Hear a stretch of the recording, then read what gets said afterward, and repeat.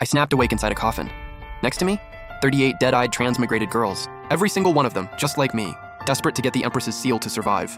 The eunuch who dug me up was grinning right at me. "Miss Qingqi, you think there are still transmigrators hiding in the palace?" That sounded like bait. No way I'm taking it. From day one, I worked hard to pass as someone who actually belonged here, never letting anything slip that'd blow my cover. All because the moment I first arrived, a floating screen popped up before my eyes, saying I'd been hit by some kind of special radiation during the transmigration. If I couldn't neutralize it with the Empress's Phoenix seal, I'd die from blood coagulation. At first, I didn't take it seriously. My body felt completely fine. Until I saw the transmigrated girls who'd met the Emperor, every one of them had a countdown timer over their head. That's when I knew. Within 99 days of seeing the Emperor, you had to earn the right to touch that seal, or you'd die writhing in agony. That scared me straight. I did everything I could to avoid the Emperor, and ended up hiding out in the cold palace, serving the forgotten consorts left behind by the previous Emperor. 3 years went by just like that. Transmigrated girls kept coming for the Emperor one after another, all hoping to win his favor, touch the seal, and cure themselves. Meanwhile, I went from a lowly palace maid to the only head attendant in the cold palace, in charge of cleaning up after the dead consorts. They gave it absolutely everything, poured their whole lives into charming the Emperor, and still, not even a title to their name, just a patch of dirt to be buried in. I knew the 5 elements arts. To give them some peace in death, I quietly rearranged their burial sites for better fortune. Once the last shovelful of dirt was packed down, I looked over at the eunuch across from me. "Do your job, don't ask what you shouldn't. Watch your head." "Yes, ma'am, I was just curious. Word is the head eunuch's been hunting for transmigrators again. Wonder who's next." I said nothing, just walked faster. The palace had been hunting for transmigrators using every trick in the book. Those transmigrated girls all thought coming here meant a fairy tale romance with the Emperor. Forever. But from where I stood, they were just trapped in a gilded cage, getting used up until there was nothing left. I thought about running too, but transmigrator number 10 already tried that for me. She got caught. By then, she had nothing new to offer. Everything she knew had come from the ones before her. They had her beaten to death. Every off-duty maid and eunuch was gathered in the square to watch the execution. By the time that girl finally died, she was an unrecognizable pulp. That's when I understood. Everyone in this palace watched everyone else. There was a collective punishment system. If anyone seemed off, and you knew and stayed quiet, you were dead too. The eunuch by my side, Fusheng, was the one whose life was tied directly to mine. I didn't know if he was testing me or just genuinely curious. Either way, I washed up and changed. Back to serving the consorts in the cold palace their meals, and to make sure I left zero trace. I'd just chop up whatever ingredients they handed me, toss it all in a pot and cook it through, then carry the bowl in and deliver it. Fusheng always said it looked just like the slop his family fed pigs back home, but I kept it up. Same boring routine every single day, by palace rules for 203 days straight. I just finished delivering food and was doing my rounds when a eunuch suddenly showed up. "Welcome, sir. What brings you all the way to the cold palace?" "Things have been way too quiet around here lately. The head eunuch sent us to walk around and see if there's anything interesting going on." "The cold palace. Interesting. All we do is eat, sleep, eat. Just listen to the crazy ladies inside singing all day." The corner of Eunuch Qin's robe swept right past me, heading straight for my room.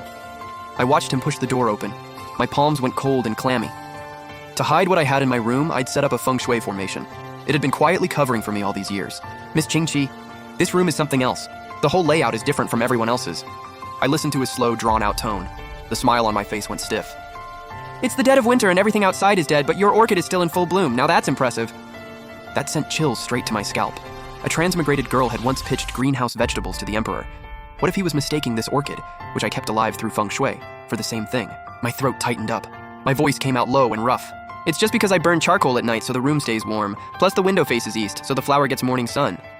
Eunuch Qin just stared at me and didn't say a word. Then he stepped out of my room and went through every other room in the cold palace, poking around in each one. Once Eunuch Qin casually walked off with his 2 little eunuchs, my heart was still about to burst out of my chest. But the second I stood up straight, one of Eunuch Qin's errand boys came back, specifically asked for my orchid. Didn't even wait for me to say yes, just took it. Damn it, my birth chart was buried in that pot. I didn't dare go after them. My throat was dry and itching like crazy. "Miss Qingxi, you're freezing cold. Did you catch a chill from digging up that grave yesterday?" Fusheng helped me lie down, but my whole body started shaking. I didn't know if I was just terrified or actually coming down with something. That night, I had a nightmare. I dragged myself up to get some water and found that Fusheng from next door wasn't in his room. The cold palace had gone completely silent. Then Fusheng came rushing back. "Ma'am, why are you standing outside? You're gonna make yourself worse." Fusheng came over and steadied me. I caught a faint, weird smell coming off him, like vomit mixed with blood. "Where were you? Why do you smell like that?" Fusheng sat me down. His forced calm cracked instantly, hands just hanging there, not knowing where to go. Trembling slightly too. He was 5 or 6 years younger than me. Last time I saw him this scared was when we buried a body together. All the ladies in the cold palace, they're gone. "What do you mean, gone?" I already had a sick feeling in my gut. In this palace, a woman never gets to leave. Not unless she dies. "What happened?" "His Majesty's orders." So that smell on Fusheng, it was from dealing with those women. No wonder the cold palace was dead quiet tonight.